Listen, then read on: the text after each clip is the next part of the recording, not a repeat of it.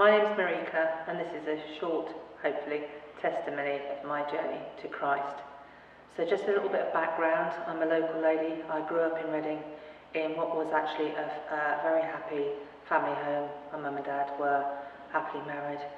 My mum was most upset when I became a Christian that I believed that my childhood wasn't Christian, but we didn't pray, we didn't read the Bible, we didn't go to church, so I think I'm on fairly solid ground to say that I was raised in a good moral, good discerning of right and wrong, but not in a Christian home. All looked fairly good on the surface, but unfortunately we lived in a semi-detached home, and the guy next door unfortunately was a paedophile, unbeknown to my parents. So by the time I hit my teenage years, I was one angry woman. My father was older than my mum, so it was a very old-fashioned home.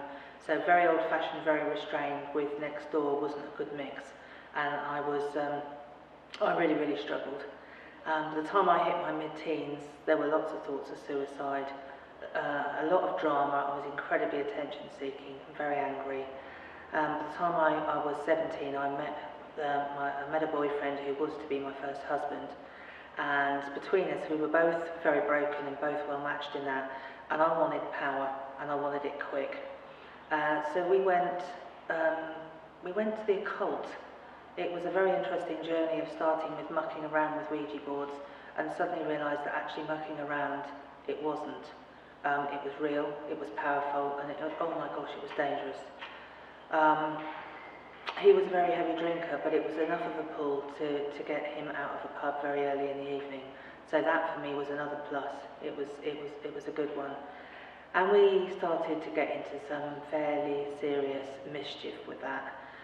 Little did I realise that in the way that for Satan, actually for the devil, it was an own goal, because I realised later on that if this was real, then there's another side to the coin, and that God's also real. I came home one day, and to this day I don't know who it was, but someone inwardly had told my mum, and I came home from work. To my horror and shock, she got the vicar round for tea. I walked straight into that and was rather rude to him. Anyway, they decided to, they got an expert in from Kent. I'll never forget the laptop the size of a suitcase being wheeled into the church, got us all together, got the police involved and performed an exorcism ceremony. And to be honest, it all seemed rather surreal. It was strange and it was odd, and again, it was attention, and I was a bit notorious. So very closely on the heels of that, I was pregnant with my first child, and it brought a marriage forward by 10 years at least, because you know, if there were two people who weren't ready for that, it was myself and my first husband.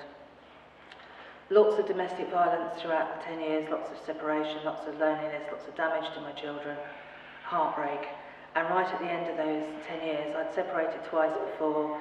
My friends had had enough, my family had had enough, and this time I'd separated him and there was no support whatsoever. And I came home one day to find him very drunk, and it wasn't a physical abuse, it was the mental abuse. And without being able to think, I went out to the garden shed, got a Stanley knife and slashed straight through my main artery. So very serious. He actually ironically saved my life by kicking down the door. But it was a close thing. And at that point, we separated with no need for any more injunctions or anything like that. It shocked him, I think, more than it had shocked me. But it was definitely the end at that time. Having been involved in the church right back when, I'd come right away, didn't really want to know. To be honest, I'd seen some real hypocrisy which had really put me off. My first husband came from a Catholic family, and on the things that I saw there in terms of go to church and then the discussions afterwards just struck me again as more hypocrisy, so I did not want to know. Was very fortunate, and I can look back and see God's hand, that I met a guy very swiftly on the back of my divorce, literally. As in, I left my first husband in the January and met this guy in the February. Weren't Christian, so by May he'd moved in September he asked me to marry him. Bless his little heart, he had no idea what he was taking on. As my family were very fond of saying, and good luck to him, he deserved a medal, you know. So, bless him, he's still there and has always been there through thick and thin. He was atheist and I was a very damaged non-Christian, if you like. So, later on, looking back, I can see God's hand on my life, but at the time I didn't see it. And at one point I came to a place where I was working in an environment where there were some Christian women in this environment. It was very fast-moving, very cutting-edge, very pressured environment, very political, And I noticed one particular lady just smiled at everybody, kept out of the politics, put her head down. And there was something that spoke to me about that. I noticed it. And on a Friday, they'd ask me to join their prayer group, and they'd get a very rude response with a sweet smile. I didn't want to know. And then all of a sudden, my life changed. Back in 2003, I suddenly found that I was falling over left, right, and centre. Within 6 months, I was in hospital, in a wheelchair, in a real mess. My boys were only 15 and 16 years old. And by this time, so I was like, oh my gosh, what are we going to do? How are we going to manage? And I was diagnosed with multiple sclerosis. I came home from that, and this just fueled the anger, the bitterness, the resentment. I was one fuming pile of mess. And it's a very good test of who your real friends are. And this lady that I had thought had been a colleague turned out to be a really good friend. And she just wouldn't let go. She was absolutely relentless. She asked me time and time again to go to Christian things, and always got a no, but she kept asking. She didn't relent.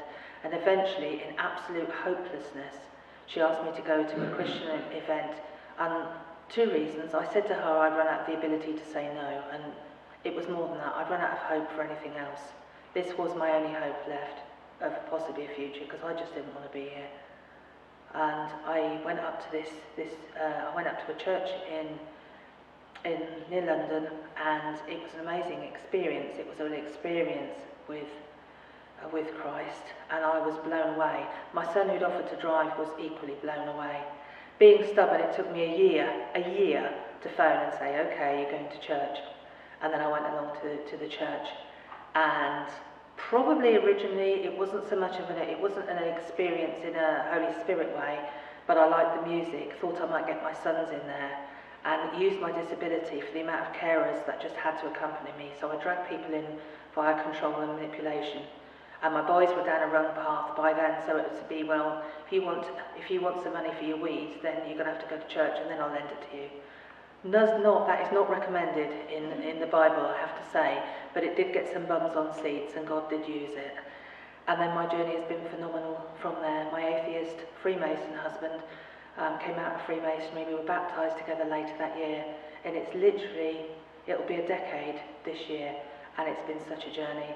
We started in one church. God then moved us out. We did School of Ministry in 2016 in a church, Father's House Church in California. Learned a lot, really learned about what laying our lives down truly meant. And God has used me to evangelise, to teach a very small group of ladies that I lead. And I can just look back, and my husband has grown from such a very shy man to an absolute rock. And he's now hard of hearing, so which is hard for me because I talk a lot, and my legs don't work. So he does the legs, and we're a phenomenal team.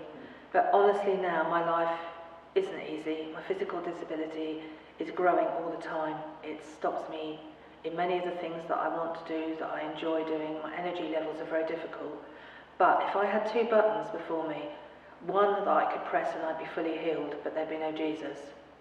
And one that I could press that I'd stay in this way, but I'd have Jesus. I have to tell you, and I ask you to trust me on this, I would press the one where I stay and I have Jesus. Because he is my rock. He has taught me how to set my mind. He's brought me out of black pits. He is my hope and my future. And for that, my hope, my view is upward. And I just pray if there's anyone out there who can touch base with any of this, with the background of the occult or domestic violence, there is hope. Please, please, if God's pursuing you, and he will be, please turn and please go and just try, because you will taste and you will see that he is good. Thank you.